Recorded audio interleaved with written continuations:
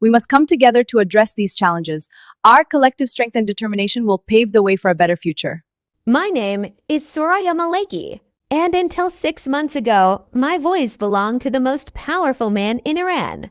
Every word that left the lips of Supreme Leader Ayatollah Ali Khamenei in the presence of foreign diplomats, international journalists, and global delegations passed through me first. I was his English voice, precise, controlled, invisible, the woman behind the words of the Islamic Republic. I was not supposed to have a story of my own. Interpreters are trained to disappear. We are trained to become vessels, empty of opinion, empty of emotion, empty of self. You do not notice the interpreter. You hear the leader. That was my life for 11 years. 11 years of standing 3 feet from power, translating revolution, translating theology, translating the iron convictions of a man who believed that the Islamic Republic was the final answer to humanity's questions. But then came the airstrike, and everything I was trained to suppress, every emotion I had locked away,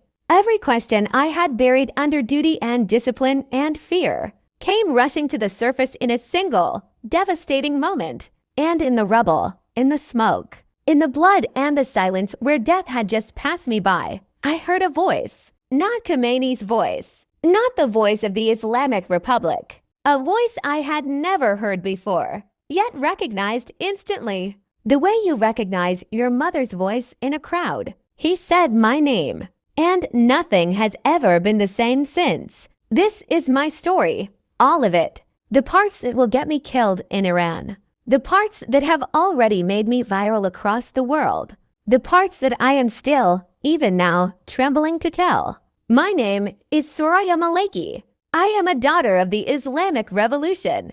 I am a servant of the Islamic Republic. And I have been saved by Jesus Christ. I was born in 1983 in Tehran, the 4th year of the Islamic Revolution, the year the Republic was still deciding what it wanted to be. My father, Dr. Hassan Maleki, was a professor of political science at the University of Tehran. My mother, Zara, was a secondary school English teacher who had studied at the University of Edinburgh on a scholarship before the Revolution changed everything. They were not radicals. They were not zealots. They were educated, disciplined Iranians who had made their peace with the new order and chosen to build their lives within its boundaries rather than flee across them. It was my mother who gave me English. She began teaching me at age 3, reading me Roald Dahl and C.S. Lewis in the same breath as Persian poetry. By the time I was 8, I was dreaming into languages. By 12, I was reading George Orwell. By 15, the irony of reading Animal Farm in Tehran had not yet fully dawned on me. I studied translation and interpretation at Allama Tabatabai University, the finest linguistics institution in Iran. I graduated top of my class in 2005. I was 22, precise, ambitious, and deeply proud of being Iranian. I was not a woman who questioned the system.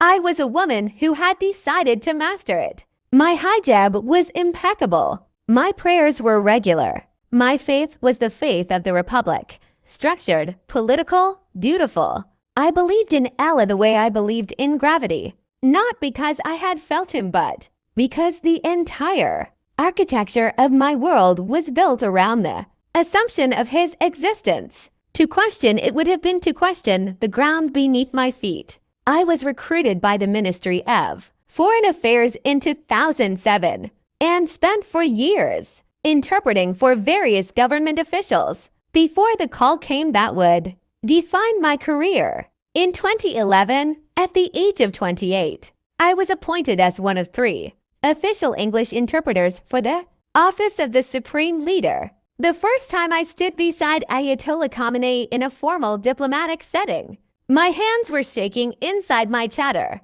He glanced at me once before the meeting began, a single, appraising look, and then he nodded almost imperceptibly. That nod was the closest thing to approval I would ever receive from him. In 11 years of service, he never once called me by my name. My life became the life of the Republic. I traveled with delegations to New York for the UN General Assembly. I interpreted during secret meetings with Russian officials in Moscow.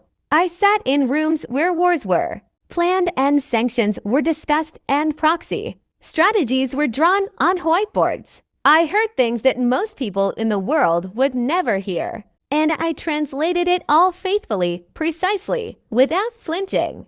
I was good at my job because I had mastered the art of not having feelings about what I was saying. When Khamenei spoke about the destruction of Israel, I translated it. When he spoke about the enemies of the revolution, I translated it. When he spoke about the divine mission of the Islamic Republic to liberate the oppressed of the earth, I translated it with the same steady voice I would have used to translate a weather report. Inside, I was empty, but I had been empty for so long that I had mistaken the emptiness for peace. I was 39 years old, unmarried, living alone in a government apartment in northern Tehran. When the emptiness began to crack, it started with small things. A colleague at the ministry, a woman named Mariam, who had converted to Christianity in secret and was later arrested. Her face haunted me for months after her disappearance. A documentary I accidentally watched about an Iranian Christian pastor who said, "The Jesus of the Gospels is not the Isa of the Quran. He is something infinitely more, a dream I had in which I was standing in a vast white space and a light was moving toward me, and I woke up weeping without knowing why. I buried all of it. I was a professional. I was a servant of the state. I did not have the luxury of spiritual crisis, but the crack kept growing. And then the airstrike came.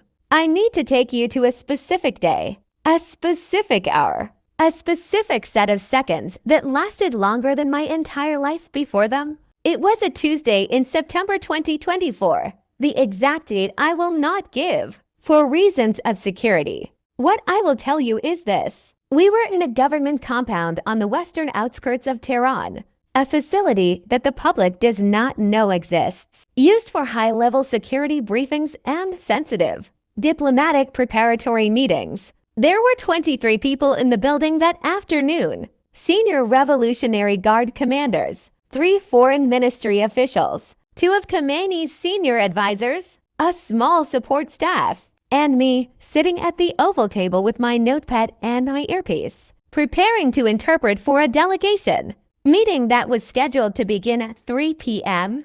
At 2:47 p.m., my phone buzzed with a message from my sister in Tehran. "Are you okay? There are rumors of strikes on the news." I looked at the message, looked up at the room full of men in conversation, and typed back, "I am fine. In a meeting. Talk later." Those were the last words I typed before the world ended.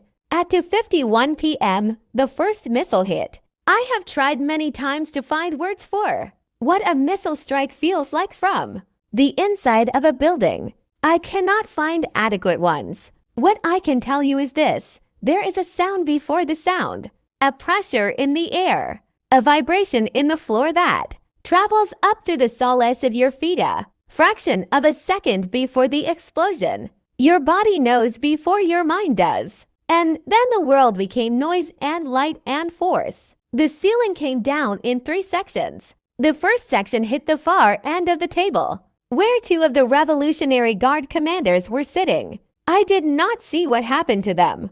I did not want to see. The second section collapsed the doorway. The third section fell 3 feet to my left. 3 feet! I was thrown from my chair by the blast wave and slid across the floor until I hit the wall. My ears were ringing so loudly I thought I had gone deaf. Dust and smoke filled the room in seconds. I could not see my hand in front of my face. I could not breathe without coughing. My right arm was bleeding from a gash I could not locate. My head was ringing. I lay against the wall and thought, this is how I die. In a government building I am not supposed to be in. At a meeting I cannot talk about. For a leader who does not know my name. The second missile hit further away, but the shockwave reached us through the walls and I was thrown sideways again. More ceiling fell. Someone nearby was screaming. Then the screaming stopped. That silence was worse than the screaming.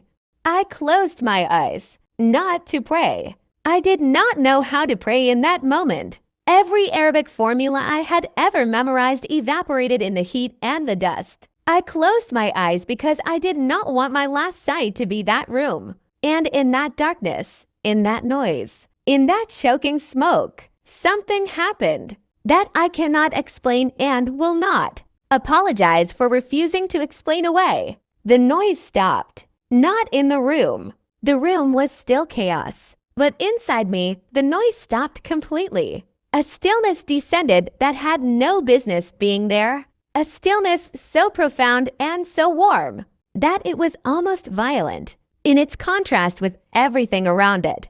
And then the voice, not a shout, not a command, gentle, certain, the way a doctor speaks to a patient when the diagnosis is serious, but the outcome is safe. Soraya, get up. Move to the left corridor, now. I did not think. I got up. I moved left. I crawled through smoke and debris down a corridor I had never used before, following a warmth I could not see, guided by a presence I could not name. I found a stairwell. I descended. I found an emergency exit. I pushed it open. I collapsed on the ground outside in the cold September air, gasping, bleeding, alive. Behind me, the section of the building I had just left collapsed entirely.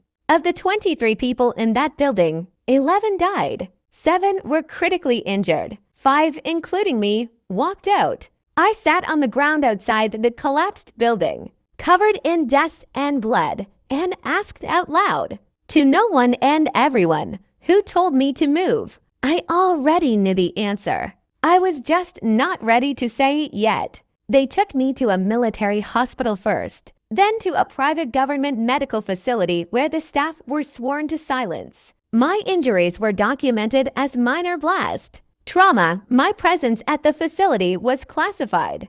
My name did not appear in any official report of the incident. That was standard procedure. I was used to being erased from official records. Interpreters do not exist on paper. We are ghosts in tailored clothing. I spent 5 days in that hospital. My right arm required 12 stitches. I had a mild concussion. My hearing in my left ear was partially reduced for 3 weeks. Physically, I was remarkably intact for someone who had been inside a missile strike. But something else was happening that no doctor could measure or treat. I could not sleep. Not because of nightmares, though those came too. I could not sleep because every time I closed my eyes, I was back in that darkness, and the voice was speaking again. Soraya, get up. Move to the left corridor, now, over and over. And each time I heard it, I felt that impossible warmth again. That stillness in the middle of the storm. On the 3rd night, I asked the nurse for paper and a pen. She brought them without question, and I wrote in English, so that the orderly who occasionally glanced at my notes could not read it. Who spoke to me in that building? I stared at the question for a long time. Then I wrote beneath it, in the same careful English, Jesus. I had not spoken that name in any personal context in my entire life. I had translated references to Isa ibn Maryam in diplomatic contexts. I had heard Christian missionaries described as enemies of the revolution. I had known intellectually that Jesus was a figure revered by over 2 billion people, but he had never been anything to me. He had been a name in other people's theology. Yet there it was on the paper.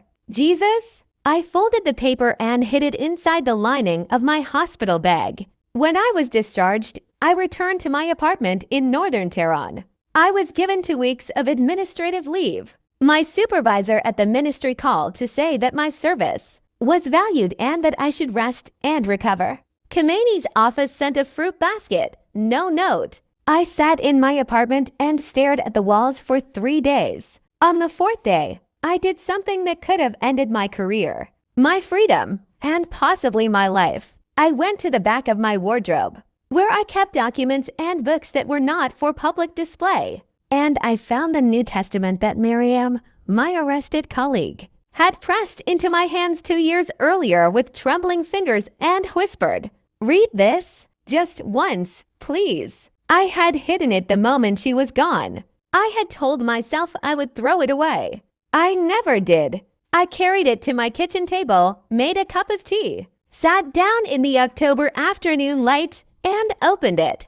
I began with the Gospel of John because the first line caught me before I could put it down. In the beginning was the Word, and the Word was with God, and the Word was God. I read for 6 hours without stopping. I read about a man who healed the blind and fed thousands and walked on water and raised the dead. But more than the miracles, I read about the way he spoke, with authority that came from no external source, with love that had no agenda, with a patience for broken people that was so consistent it could only be structural, built into who he was, not a mood or a performance. I read about the woman at the well, the one who had 5 husbands, the one who was fetching water alone at noon because she was too ashamed to come with the other women. And I put the book down and pressed my hands to my face because I recognized her. Not her circumstances, but her aloneness. The particular loneliness of a woman who has made herself useful to powerful men and has never once been truly seen. He saw her. He told her everything about her life, and he was not disgusted. He was not condemning. He simply saw her, and the seeing itself was salvation. I picked the book back up and did not put it down again until 3 a.m. By morning, I knew. I did not know how to process it. I did not know what to do with it. But I knew. The voice in the building had a name, and his name was Jesus.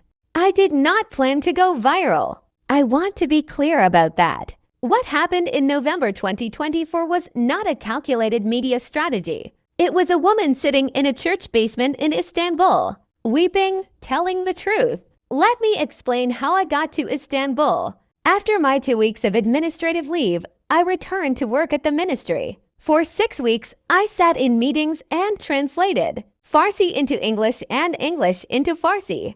And I was exactly as precise and invisible as I had always been, except that now, beneath the chatter and the notepad and the earpiece, I was carrying a secret that was burning a hole through my chest. I had been reading the New Testament every night. I had finished it twice. I had started it a 3rd time.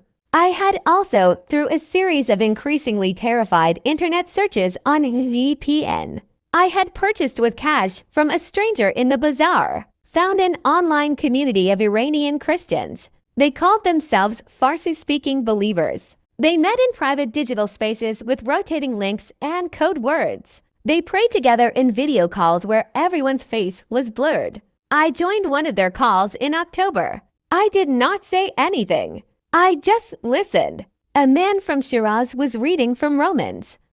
For I am convinced that neither death nor life, neither angels nor demons, neither the present nor the future, nor any powers, neither height nor depth, nor anything else in all creation will be able to separate us from the love of God that is in Christ Jesus our Lord.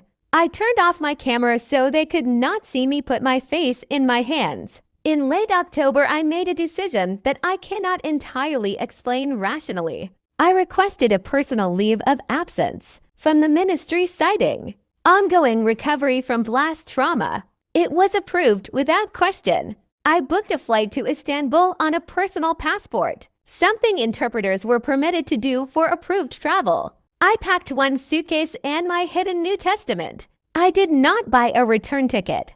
In Istanbul, I contacted the online community. They connected me with a small Iranian Christian congregation that met in a basement in the Fatih district. I walked in on a Sunday morning and sat in the back. About 40 people, all Iranians. Most of them converts from Islam, all of them living with the particular courage of people who have chosen truth over safety. The pastor, a gentleman from Isfahan named Pastor Devoud, preached from the Gospel of Luke. When the service ended, he came to me directly. "You are new," he said in Farsi. "Yes. Do you want to tell me your story?" "No," I said.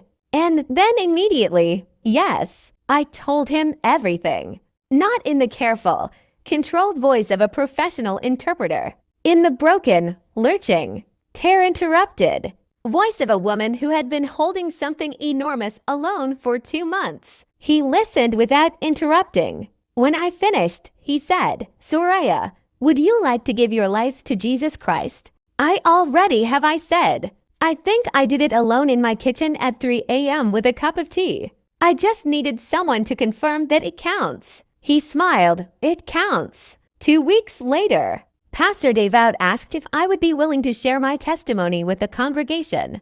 I said yes. He set up a simple camera on a tripod. 40 people in a basement. I stood up in my dark blue coat, no chatter, hair uncovered for the first time in public in 22 years, and I told my story. I told them about the airstrike, about the voice, about the New Testament hidden in the wardrobe, about the woman at the well, about the 3 a.m. kitchen table moment, about leaving Tehran with a one-way ticket and burning secret.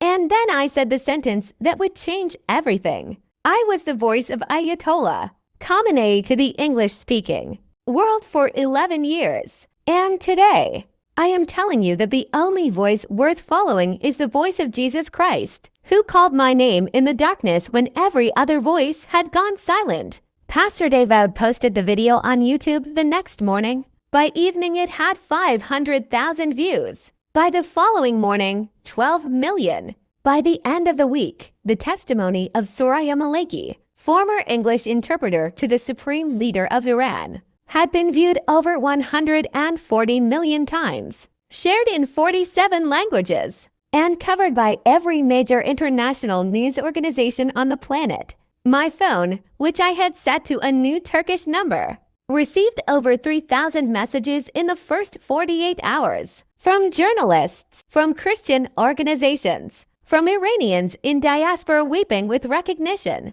from Muslims who were angry, from Muslims who were asking questions, from women in Tehran who had watched the video in secret and sent me nothing but a single emoji, and from the Iranian government, through back channels I will not specify, returned immediately or face consequences. I looked at that message for a long time. Then I put my phone down and went back to reading my Bible. The 72 hours following the viral explosion of my testimony were the most disorienting of my life, and I had been inside a missile strike. So that is saying something significant. Pastor Davud's small congregation in Istanbul suddenly found itself at the center of a global media storm. Satellite trucks parked outside the building. Journalists knocked on the door at all hours. The Turkish authorities, caught between their relationship with Iran and their own secular traditions, sent a single police officer to stand outside, more for observation than protection. Inside, I was trying to understand what had happened. I had not spoken to my family in Tehran since posting the video. I had sent my mother a message before it went live. Mama, I need you to know that I love you and I am safe. What you are about to see is true. Please forgive me for the danger it may bring to you. She had not replied. 3 days later, I received a message from my younger sister. Nasrin, Mama is not sleeping. Baba has not left his study. Soraya, what have you done? And then, after a pause, also I have watched the video 11 times. I have questions. The Iranian government's official response came 48 hours after the video went viral. The Ministry of Foreign Affairs issued a statement calling me a mentally unstable individual who suffered trauma in a terrorist attack and has been exploited by foreign intelligence services and evangelical Christian organizations as a tool of psychological warfare against the Islamic Republic. The statement described my testimony as fabricated and my conversion as coerced. Press TV, the Iranian state broadcaster, ran a segment featuring a psychologist who diagnosed me, without having met me, as suffering from acute stress disorder leading to delusional religious ideation. A conservative Iranian newspaper published a front-page headline. the traitor who sold her voice to the cross. Inside Iran, my video was immediately blocked on all domestic platforms. The VPN usage in the country spiked by 300% in the 48 hours following the block. According to digital rights organizations monitoring Iranian internet traffic, the video was being watched anyway. The international reaction was a collision of worlds. Christian organizations across America, Europe, Africa, and Asia erupted in celebration. My testimony was played in churches from Lagos to Los Angeles. A prominent American evangelical broadcaster called it the most significant Muslim to Christian conversion testimony since the early church. A Christian human rights organization immediately issued a statement demanding the United Nations guarantee my safety. The Muslim world was split in a way that surprised even me. The loudest voices were furious, as expected. Prominent Islamic scholars in Egypt, Pakistan, Turkey, and Malaysia issued statements declaring my conversion void, my testimony dangerous, and my soul in peril. Several called for legal action against the YouTube channel that hosted the video. But beneath that official fury, something quieter was happening. In comment sections across platforms, in Arabic and Farsi and Urdu and Turkish and Indonesian, thousands of Muslims were writing things that their own societies would have punished them for saying aloud. I have had the same dream. I was too afraid to tell anyone. I asked Jesus to show himself to me last year and he did. I thought I was going crazy. I have been reading the Bible in secret for 2 years. Soraya's story is my story. These comments were deleted almost as fast as they appeared. But screenshots multiplied faster than deletions. 3 former Iranian diplomats living in exile in Europe issued separate statements confirming my identity and professional history. Soraya Maleki is exactly who she says she is, wrote one. She interpreted for Khamenei at meetings I was personally present at. Her voice was the voice of the supreme leader to the world. Her credibility cannot be questioned. This confirmation shattered the government's mentally unstable fabricator narrative. Then came the development that no one had predicted. A woman named Dr. Sharon Hosseini, a professor of Islamic theology at Tehran University, a woman I had never met, posted a video from inside Iran.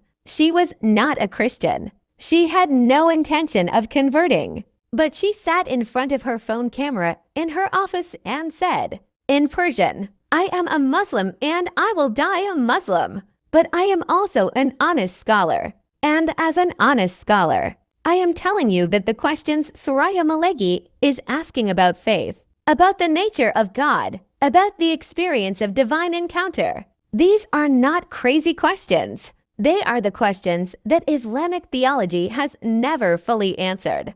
She deserves a conversation, not a condemnation. She was suspended from her university position within 24 hours. Her video received 40 million views. I sat in Pastor Dawood's study and watched all of this unfold on a laptop screen.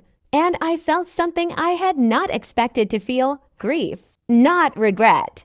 I would not take back a single word, but grief for the cost, for my mother not sleeping, for Dr. Hosseini losing her position, for every Iranian watching my video on a VPN at midnight, terrified and hungry and alone. Lord, I whispered, in the new language of prayer I was still learning, please let something I said reach the person who most needs to hear it. Even one, let it be worth the cost for at least one person. I did not know it yet, but the answer to that prayer was already on its way. I will tell you about the letter first, because it is where this story finds its heartbeat.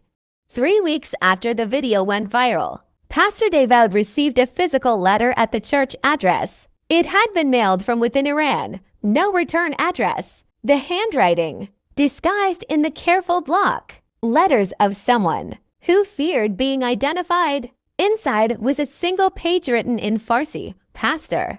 Dawood translated it for me and then handed me the paper and watched my face. It was from a woman in Mashhad. She did not give her name. She wrote, I watched your testimony 17 times. I am a widow with 3 children.